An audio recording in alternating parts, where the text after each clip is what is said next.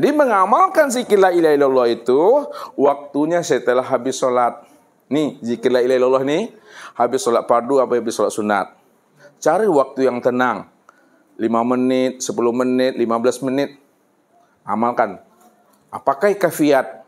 Ketika Bapak Ibu mengamalkan la ilaha illallah pakai kafiat, ini yang disebut namanya zikir darajat. Pakai kafiat itu. Kita tadi yang dipimpin oleh khalifah itu zikir darajat namanya, pakai kafiat beruduk tuh. Ya. Yang kedua, amalkan zikir la ilaha illallah itu dalam bentuk zikir thariqat. Zikir thariqat itu yang disebut namanya zikir hati. Apa kata Allah? Waskur rabbaka fi nafsika. Sebutlah nama aku di dalam hatimu. Jadi tak perlu Bapak Ibu mengucapkan dan melafazkan la ilaha illallah. Cukup Bapak ambil kelimah lafaz Allah ini. Maka jadikanlah dia menjadi zikir hati. Allah. Allah. Walaupun kita menyebut Allah, Allah, sebenarnya secara ilmu Bapak Ibu sedang mengamalkan zikir la ilaha illallah dalam bentuk derajat zikir thariqat. Jadi zikir thariqat itu cukup Allah saja. Walaupun Allah, hakikat sebenarnya kita sedang mengamalkan la ilaha illallah itu. Allah. Allah.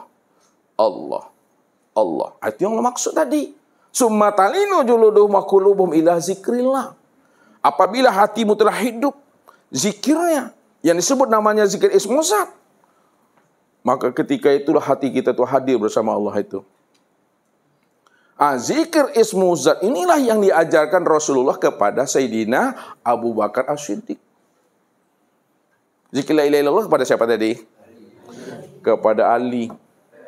Zikir Allah Allah diajarkan Rasulullah kepada Abu Bakar. Karena yang mendampingi Rasulullah hijrah siapa? Abu Bakar. Maka ketika Rasulullah masuk ke dalam gua batu, ya, ketika itu Rasulullah, Bapak Ibu, dibuntuti, dikejar oleh orang-orang kafir Quraisy. Yang diunggukkan pasir tadi itu, ya. Karena orang kafir Quraisy itu punya apa Bapak Ibu suatu ilmu yang bagus, dia ilmu mencari jejak. Namanya Al-Qiyafah namanya. Ya, dia bisa membaca jejak itu. Kemana Rasulullah itu pergi. Rupanya ditelusurinya oleh paranormalnya tadi. Berhentilah jejak telapak kaki Rasulullah dan Abu Bakar itu sampai di mulut gua batu itu. Jabal Sur itu. Pada saat itu Abu Bakar As-Siddiq Bapak Ibu. Ya. Tidak tidur Bapak Ibu. Yang tidur pulas itu siapa? Rasulullah. Rasulullah itu dah kena capek, letih, Bapak Ibu, dah panik aku, kata Rasulullah. Tertidurlah Rasulullah di pangkuannya Abu Bakar, di pahanya Abu Bakar As-Siddiq itu. Pada saat yang genting itu Bapak Ibu, Rasulullah tidur. Abu Bakar As-Siddiq pun, ya, kakinya itu digigit oleh lipan. Kepesan namanya. Kepesan tahu? Anda tahu kepesan? Ulik kaki 1000. Lipan. Ya, kalau tidak, kalau jengking. Pokoknya hewan yang berbisa. Rasulullah Bapak Ibu tidur pulas. Abu Bakar As-Siddiq digigit oleh lipan. Saking sakitnya Bapak Ibu, Abu Bakar ini khawatir. Ya, jangan-jangan nanti Rasulullah itu terbangun kalau dia teriak. Rasulullah itu sedang enak tidur pulas Bapak Ibu. Abu Bakar itu sedang digigit lipan tadi. Maka disitulah adabnya Abu Bakar itu. Ditahannya sakitnya gigitan lipan itu pada kakinya. Sampai-sampai Bapak Ibu keluar air matanya Abu Bakar menahan sakitnya gigitan lipan itu. Ketika itu jatuhlah tetesan air mata Abu Bakar itu ke pipihnya Rasulullah itu. Itu yang membuat Rasulullah itu terbangun. Terbangun dia dari tidurnya tadi. Saking pulasnya Bapak Ibu. Padahal orang kafir Quraisy itu sudah berada di mulut gua. Wahai Abu Bakar, kenapa engkau? Tidak apa-apa ya Rasulullah. Ya, kaki aku cuma digigit oleh lipat. Ya Rasulullah, musuh sudah di depan gua ya Rasulullah. Bermohonlah kepada Allah ya Rasulullah biar kita selamat. Rasulullah nak baca doa Bapak Ibu. Apa kata Rasulullah? Wahai Abu Bakar, la takhaf wa la tahzan, innallaha ma'ana. Jangan engkau khawatir, jangan engkau takut, wahai Abu Bakar. Allah beserta kita. Kalau Allah yang menyuruh kita ini hijrah, maka keselamatan kita Allah yang jaga, Allah yang jamin itu. Maka apa kata Rasulullah? Wahai Abu Bakar, hidupkan zikir Allah. Allah dalam hatimu. Wazkur rabbaka fi nafsika. Sebutlah Allah di dalam hatimu, wahai Abu Bakar. Dibaca oleh Rasulullah. Ya, Allah. Ikuti pelan-pelan. Hidupkan sehingga apa? Darahmu yang mengalir di dalam seluruh batang tubuhmu itu, kamu mampu merasakan akan kehadiran Allah, menjadi pelindung bagi dirimu, menjadi wali bagi dirimu. Baca wahai Abu Bakar, resapi dengan hatimu pelan. Allah. Ketika darahnya sudah mengalir ke rumah Allah, Bapak Ibu, dari ujung rambut sampai ujung kaki ini, maka disitulah Abu Bakar itu baru mantap penyerahan dan tawakal dirinya kepada Allah itu. Ketika itu pula terjadilah Allah itu maqalibal qulub fa'alul lima yurid di situ. Maka diutus Allah namanya tentara-tentara Tuhan di situ. Mana yang katakan tentara Tuhan di sana? Pada saat orang kafir Quraisy sudah berada di mulut gua, apa kata mereka? Rasulullah dan Abu Bakar dipastikan ada di dalamnya. Ya. Buktinya, nih bekas telapak kakinya berada di mulut gua. Apa kata yang lain? Tak mungkinlah Nabi Muhammad, Rasulullah itu dengan Abu Bakar ada di dalam. Sebab kalau memang beliau itu ada di dalam gua, minimal mestinya menurut akal dan rasio, yang pertama sarang laba-laba yang ada di mulut gua itu pasti sobek. Yang kedua, burung merpati yang bertelur di dalam gua itu pasti dia terbang dari gua itu. Kenapa? Karena ada Rasulullah dan Abu Bakar masuk di dalam. Tapi buktinya sarang laba-laba bagus, tidak sobek, masih bersarang di situ. Sedangkan burung merpati masih bertelur di situ. Disinilah letaknya Allah fa'alul lima yurid kembali. Tidak masuk akal Bapak Ibu. Karena kita bermain akal, bermain rasio. Siapa sarang laba-laba itu dan laba-laba itu? Dan siapa pula burung merpati itu? Itu yang dikatakan tentara Allah itu. Jadi jangan dibilang, dipahami tentara Allah itu seperti Algojo, bawa pedang dia, sanger dia. Bukan seperti itu Bapak Ibu. Inilah rahasia Tuhan itu. Akhirnya apa? Mereka semuanya balik kanan Bapak Ibu. Ya. Nah, putar dari gua, turun dari gua. Maka Rasulullah pun selamat dengan Abu Bakar Bapak Ibu. Ini zikir Allah itu dihidupkan. Yang ketiga Bapak Ibu, amalkan zikir la ilaha illallah itu dalam bentuk zikir hakikat. Zikir hakikat itu, ini yang disebut namanya zikir ruh. Bagaimana cara mengamalkan zikir ruh, zikir hakikat? Mengamalkan zikir la ilaha illallah dalam bentuk zikir hakikat atau zikir ruh, Bapak Ibu tidak payah membaca la ilaha illallah, tak perlu lagi menyebut Allah. Ambillah kalimah hu pada lafaz Allah itu. Maka jadikanlah itu menjadi zikir nafas atau zikir ruh. Hu Allah. Lihat pengamalannya. Hu Allah. Hu itu masuknya napas. Hu. Keluarnya napas Allah. Atau naiknya napas, hu. Ya, masuknya napas hu, keluarnya napas Allah. Naiknya napas hu, turunnya napas Allah. Nah, saya ulangi lagi. Pengamalan zikir hu Allah itu, nih lihat, naiknya napas hu, turunnya napas Allah, atau masuknya napas hu, keluarnya napas Allah. Walaupun hu Allah, sebenarnya Bapak Ibu sedang mengamalkan zikir la ilaha illallah dalam bentuk derajat ilmu hakikat. Tuh. Makanya Nabi katakan apa kepada kita ini? Man akhraja nafasin bi ghairi li zikrillah fahuwal mayit kal hayawan dunal bakara fahuwal khinzir. Barang siapa yang napasnya keluar masuk turun naik, tidak berzikir dia, tak ingat dia akan Allah, maka sesungguhnya dia itu adalah bangkai. Bangkainya sama seperti bangkai hewan. Hewannya itu bukanlah hewan sapi, akan tetapi adalah babi. Begitu tegas, tajamnya kalam Rasulullah itu sampai menggetarkan batin dan jiwa kita ini. Rupanya orang yang lupa dengan Tuhan, orang yang tidak ingat dengan Tuhan, babilah sebenarnya itu. Maka badannya nampak manusia, tapi kepalanya itu kepala babi itu.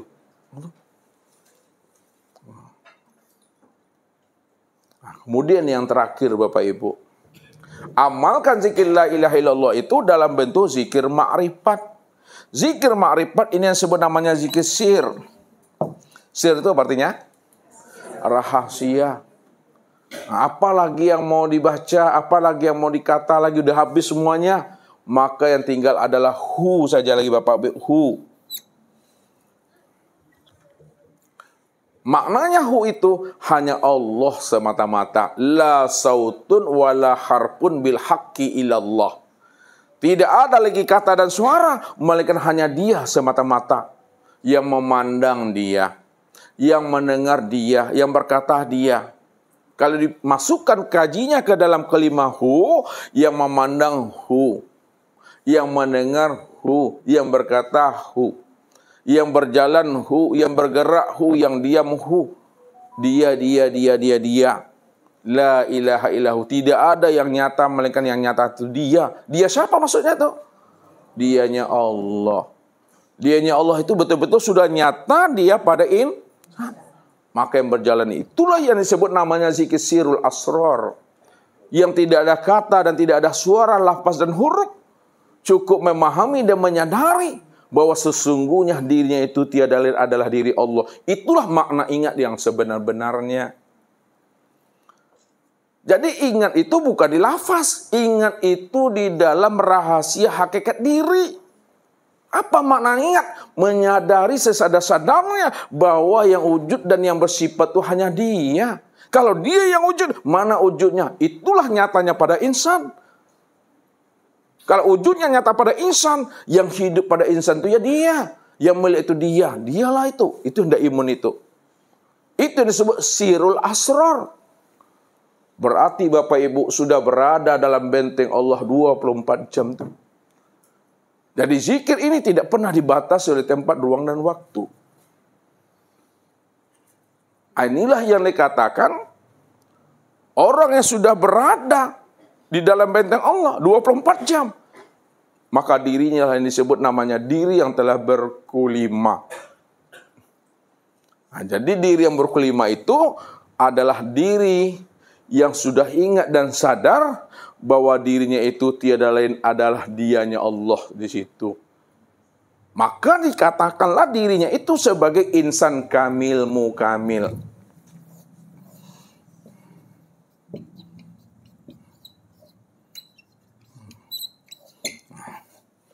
Insan kamil mukamil. Insan kamil mukamil itu nyatanya wujud Allah pada Muhammad berupa insan pada diri sendiri. Itu insan kamil mukamil itu. Ini yang di dalam benteng Allah itu. Ada terbuka namanya hijab dan tirai. Ini yang selamat itu. Makanya apa kata Allah? Yauma la yanfa'u malun wala banun illa man atallaha biqalbin salim. Ingatlah kata Allah. Pada hari akhirat nanti, harta, anak-anak, tidak lagi memberikan manfaat. Tidak bisa lagi memberikan faedah buat diri kita. Namun yang bisa memberikan manfaat dan faedah buat diri kita itu, illa man atallaha biqalbin salim. Kecuali orang-orang yang datang menghadap Allah itu dengan hati yang salim. Hati yang salim itu maksudnya rohani yang telah suci, rohani yang sudah mengenal Allah, rohani yang tidak lagi dijajah dan dipermainkan oleh dunia nafsu dan akal fikirnya. Itu yang disebut namanya qalbun salim itu. Yang dirinya dikatakan insan kamil mukamil. Itulah orang yang selamat itu. Yang dikatakan Allah apa? Walaqad ji'tumuna furada kama khalaqnakum awwala marrah. Kamu pasti akan datang menghadap kami masing-masing. Surang-surang sendiri-sendiri. Tapi siapa yang lebih dahulu datang menghadap kami masing-masing surang-surang, maka datanglah kamu menghadap kami ini. Sebagaimana awal mula pertama kali aku menciptakan akan dirimu, kata Allah. Awal mula pertama kali Allah jadikan kita adalah fitrah, adalah suci, adalah mengenal Allah. Pada saat kita kembali kepadanya, juga seperti awal mula Allah ciptakan akan diri kita ini. Inilah yang dikatakan Rasul, kayaumin waladathu ummuhu.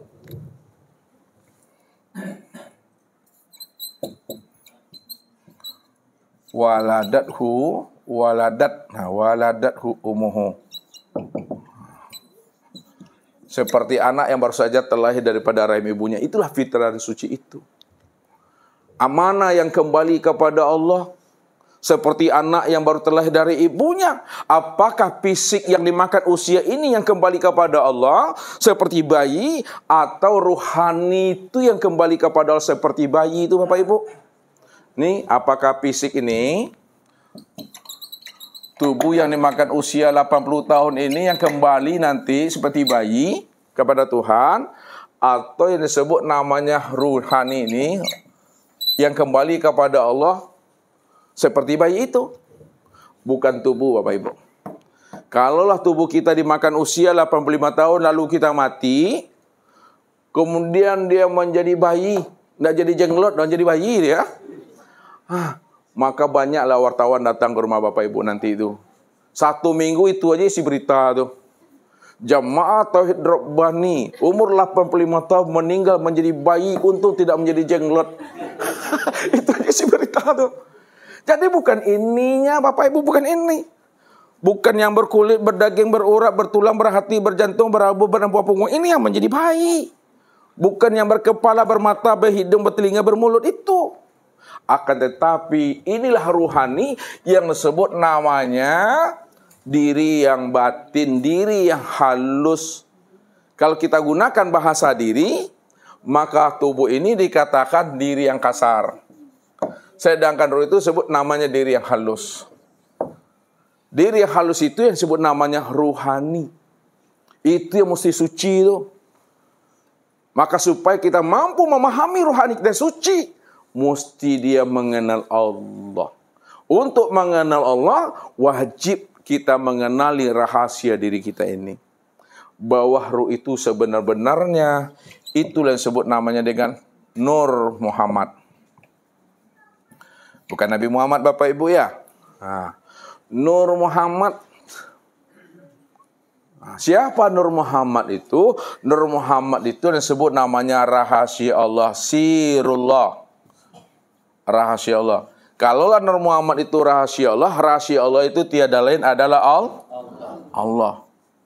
Wa fi anfusikum afala tubsirun. Diriku telah wujud dan nyata menjadi rahasia dirimu. Kenapa tidak kamu pikirkan, kata Allah. Maka wajib Bapak Ibu, kalau hati telah bening, hati telah bersih, tidak lagi dipermainkan oleh dunia, dijajah dan dibelenggu oleh nafsu dan akal fikirnya, maka hati ini mampu memandang Allahnya dari setiap peristiwa dan keadaan. Dia mampu memandang Allah di atas segala-galanya, baik pada dirinya maupun di luar dirinya. Maka caranya diajarkan oleh orang kasab kepada kita. Caranya diajarkan Allah kepada orang-orang kasab, dan orang kasab mengajarkan kepada kita. Ini yang disebut namanya proses fana. Bagaimana cara melatihnya? Nah, lihat cara melatih hati ini.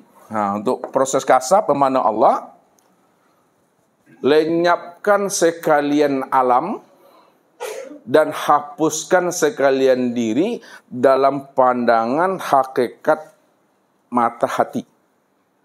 Kalau sudah lenyap dan hapus sekalian alam dan diri dalam pandangan hakikat mata hati, maka ketika itu nyatakanlah Allah lah yang wujud pada sekalian alam dan wujud pada sekalian diri itu.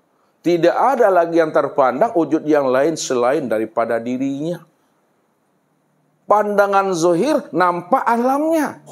Pandangan batin tanpa Allahnya. Pandangan mata zahir ini tampak makhluknya. Pandangan mata hati tanpa Allahnya.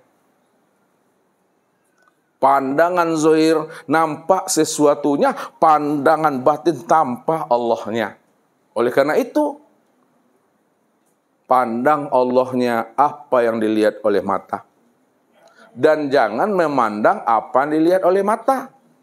Kalau kita memandang apa yang dilihat oleh mata, maka nampak sesuatu. Yang nampak alam, yang nampak itu adalah benda dan segala yang wujud ini. Tapi kalau kita sudah mampu memandang Allahnya, apa yang dilihat oleh mata, bahwa segala yang wujud dan segala yang nyata, itulah yang dikatakan wujudullah, ainullah itu Bapak Ibu. Jadi ditilik ke dalam, diinoi-inoi ke dalam, dirasoi-rasoi ke dalam. Ya, mambi ilmu itu dengan rasu Bapak Ibu. Rasu dibawa naik paresu, dibawa turun rasu yang dirasui. Makanya Bapak Ibu, mana yang lebih baik, pandai merasu atau merasu pandai? Pandai merasu atau merasu pandai? Pandai merasu itu baru selamat tuh mah. Tapi kalau merasu pandai, itu cingkahak namun. Cara membiak rasu tuh. Kita lihat cara membiak rasu. Menilik ke dalam. Ini tubuh. Ya.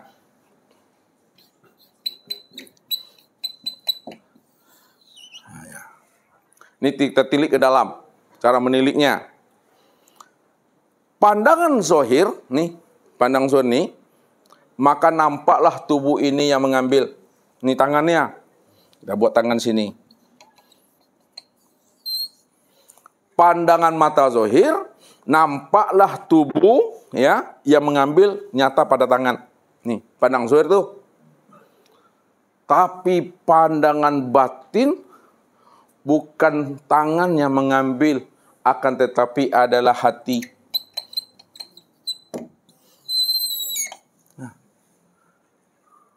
Kalau tidak ada perintah hati, maka tak mungkinlah tangan itu mengambil. Ini yang dikatakan yang zahir menunjukkan yang apa yang diambil oleh tangan itu sebenarnya kehendak perbuatan Itu dia. Innamal a'malu binniyat. Pekerjaan, amal itu letaknya di niat. Niat itu letaknya di mana? Letak itu di hati. Hati itu letaknya di mana? Di mana? Hati itu letaknya di dalam hakikat rahasia diri. Lihat. Kita tilik lagi ke dalam. Kata itu pandangan zahir nampak tangannya. Pandangan hati, kolbu, batin nampak pada hati itu yang mengambil. Tilik lagi ke dalam dengan pandangan mata hati, rupanya yang mengambil itu bukanlah hati, yang nampak itu adalah ruh. Ruh ini yang mengambilnya. Ruh itu yang disebut namanya dengan hati itu yang sebenarnya. Itu kaji kita tadi itu. Ditilik lagi ke dalam. Bukan ruh yang mengambil rupanya. Yang mengambil itu adalah sir. Sir yang mengambil nyata pada ruh. Ruh yang mengambil nyata pada hati. Hati yang mengambil nyata pada tubuh. Tubuh yang mengambil nyata pada tangan. Tangan yang mengambil nyata pada gerak tuh. Itu dia. Ditilik lagi ke dalam. Rupanya mengambil itu bukan sir. Yang mengambil itu adalah aku. Aku yang menjadi rahasia itu Tuhan. Makanya Allah katakan, Kul kulu min indillah ma indakum yanfadu wa ma indallah baqi. Wallahu khalaqakum wa ma ta'malun. Nih. Kulu min indillah ma indakum yanfadu wa ma indallah baqi. Wallahu khalaqakum wa ma ta'malun. Tambah buruk sih tulisannya. Malah buruk aja ya. Ya, tambah lama tambah jelek tulisannya. Katakanlah tiap-tiap segala sesuatu dari sisi Allah. Jadi segala sesuatu yang terjadi pada diri kita datangnya dari sisi Allah tuh. Kudratnya, iradatnya, sama basar kalamnya, itu maksudnya. Ma indakum yanfadu. Apa yang ada di sisimu yanfadu. Kalau kamu mengatakan kamu melihat, sebenarnya kamu itu buta. Kamu mengatakan kamu mendengar, sebenarnya kamu tuli. Ya. Kalau kamu mengatakan kamu yang bergerak dan berbuat, sebenarnya kamu patung. Wa ma indallah baki. Artinya, dan apa yang di sisi Allah itu yang kekal. Karena Allah lah yang wujud tuh. Dia semata-mata yang ada. Makanya apa kata Allah? Kalau aku semata-mata yang wujud, yang kekal itu, wallahu khalaqakum. Artinya itu? Allah yang menciptakan kamu dari tidak ada lalu menjadi ada. Lalu diberinya kamu penglihatan, diberinya kamu pendengaran, diberinya kamu hati dan rasa. Qalilan ma tashkur, tapi sedikit sekali yang pandai bersyukur kepada aku, kata Allah. Tak kenal dia siapa yang melihat itu pada dirinya. Tak kenal dia siapa yang melihat itu pada dirinya. Padahal apa kata Allah? Wa ma ta'malun. Karena aku yang menciptakan kamu dan apa-apa yang kamu perbuat. Aku yang melakukannya itu, kata Allah. Situ sempurnanya Bapak Ibu. Memahami itu. Jadi pandangan ma'rifat itu adalah pandangan yang telah mampu memandang Allahnya di atas segala-galanya itu. Itu pandangan yang putus itu. Kalau kita tidak mampu memandang Allahnya di atas semua perbuatan dan peristiwa tadi, berarti pandangan kita tuh masih dikatakan pandangan yang berdosa tuh. Pandangan yang buta, tidak memberikan hikmah dan faedah itu Bapak Ibu. Ini meniliknya itu. Ya, jadi kalau kita tanazulkan lagi Bapak Ibu, tanazulkan tahu artinya? Apa arti tanazul? Dari memandang atas ke bawah, diturunkan ke bawah. Kalau yang ke bawah ke atas apa namanya Pak Ardi? Tarki. Ya, enggak terpeki lah. Tarki ini tarki. Tarki. Yang satu lagi tanazul. Tarki itu dari bawah ke atas. Tanazul dari atas ke bawah. Sekarang kita lakukan tanazul. Tanazul itu nyatanya kudrat dan iradat Allah pada sir, maka kelihatanlah sir itu yang berbuat. Nyatanya kudrat dan iradat aku, kata Allah, pada sir, maka kelihatan sir yang berbuat. Nyatanya perbuatan sir pada haru, maka nyatalah haru yang berbuat. Nyatanya perbuatan ruh pada hati, kelihatan hati yang berbuat. Nyatanya perbuatan hati pada tubuh, maka nyatalah tubuh yang berbuat. Baru kita itikot di dalam hati. Baru dipatrikan dengan cara mengambil kaji. Apa yang diperbuat oleh tubuh, bergerak dan diam, berjalan dan duduk, semua aktivitas yang dilakukan itu itikot dalam hati. Semuanya itu adalah nyatanya fi'il perbuatan Allah. Baru dah sempurna di sini. Wallahu khalaqakum wa ma ta'malun itu. Siapa yang mengatakan masih ada sebesar zarah perbuatan hamba dan makhluk selain Allah, maka itu yang dikatakan syirik semata-mata itu. Tahu syirik semata-mata? Syirik semata-mata itu maksudnya jangan sampai ada terpandang diri yang lain selain diri Allah. Kalau ada kita yang merasa melihat itu syirik tuh. Kalau ada kita merasa mendengar itu syirik dah tuh. Karena sudah ada dua wujud. Allah hidup, kita hidup pula. Ada dua Tuhan tuh dah. Allah melihat, kita melihat, ada dua Tuhan itu. Allah itu tunggal satu yang tiada berbilang, ahad Bapak Ibu. Itu sempurnanya memandang itu. Kalau sudah terpandang itu, insya Allah lah Bapak Ibu, kita ini benar-benar menjadi umat yang rahmatan fil alamin dan rahmatan lil alamin. Nampak bekasnya tuh? Kalau selama ini kita ini Prabu Penggarang, memiliki sifat harimau setelah mengenal menjadi Hello Kitty sini leh. Mengeong-ngeong sini tu mengapi-ngapi ketiak saya. Tu. Selama kau pandang menantu tiga gambar wajahnya kini setelah mengenal ciek si wajahnya itu. Tu. Ndak ada mungik-mungik tu ndak ada dah. Menyemanyun tu ndak ada dah. Ya, tu dia. Kenapa? Yang terpandang Allahnya di situ. Jadi pandanglah Allahnya apa yang dilihat oleh mata supaya hidupmu itu senantiasa bahagia, senyum dan gembira itu. Ini rahasianya Bapak Ibu. Jadi kalau dah hilang penghalangnya, sudah roboh hijabnya, insya Allah betul-betul nyata Tuhan itu. Ya, kalaulah dinding ini nyata, tembok itu nyata, tubuh ini nyata, alam ini nyata, maka Allah lebih nyata daripada dinding, tiang dan diri kita ini. Maka Allah tidak pernah terhijab dengan sesuatu apapun. Kaifa yatasawwaru ayyahjubahu syai'un wa huwa azharu min kulli syai'. Bagaimana mungkin ya, antara dirimu dengan Allah itu ada pembatas? Sementara Allah itu lebih nyata, lebih terang, lebih wujud, lebih jelas dari segala yang ada ini. Bahkan segala yang wujud, segala yang nyata dan terang, itulah wujud nyatanya diri Allah itu. Jadi Allah tidak pernah terhujub dengan sesuatu, karena sesuatu tidak pernah ada. Yang ada itu hanya Allah. Kalau Allah yang ada, maka sesuatu itu wujudullah. Kalau Allah yang ada, maka sesuatu itu cermin Allah. Kalau Allah yang ada, maka sesuatu itu ainullah. Kalau Allah yang ada, sesuatu itu tiada adalah Allah itu dah. Baru kala lisanahu. Ini penutup kaji Bapak Ibu. Alah panik aku Keluh lidah di situ. Keluh lidah tidak ada lagi kata yang bisa dikatakan. Anto aniang sila si aniang-aniangnya. Diam, tapi jangan diam-diam. Kalau diam-diam bermasalah tuh. Diam di dalam diam di dalam paham. Paham di dalam apa?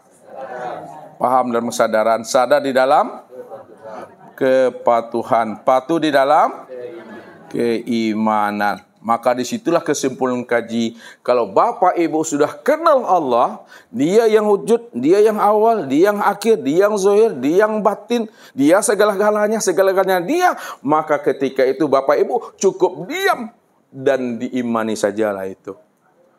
Ya, cukup diam dan diimani. Maka kesimpulannya Allah tidak lagi bisa diceritakan. Allah tidak lagi bisa dijelaskan. Kalau dijelaskan dan diceritakan, lain yang diceritakan, lain pula yang ditunjuk, lain yang disebut, lain pula yang ditunjuk. Itulah yang membuat kita panik, paniang-paniang lalai, aku atul yang dia tu. Yang membuat kita terheran-heran, yang membuat kita terkagum-kagum, yang membuat kita ni keluh lidah kita itu yang Allah tu. Tak bisa diceritakan di situ. Ani yang sila di situ. Ya, itu mungkin Bapak Ibu. Ya, mudah-mudahan Allah berkatkan kepada kita ilmu kasab dan ilmu laduni, sehingga setiap kalam-kalam Ustaz ni Bapak Ibu mampu meniti di atas kalam itu, ambil hikmah dan itibar di balik apa yang Ustaz maksudkan itu. Billahi taufiq wal hidayah. Wassalamualaikum warahmatullahi wabarakatuh.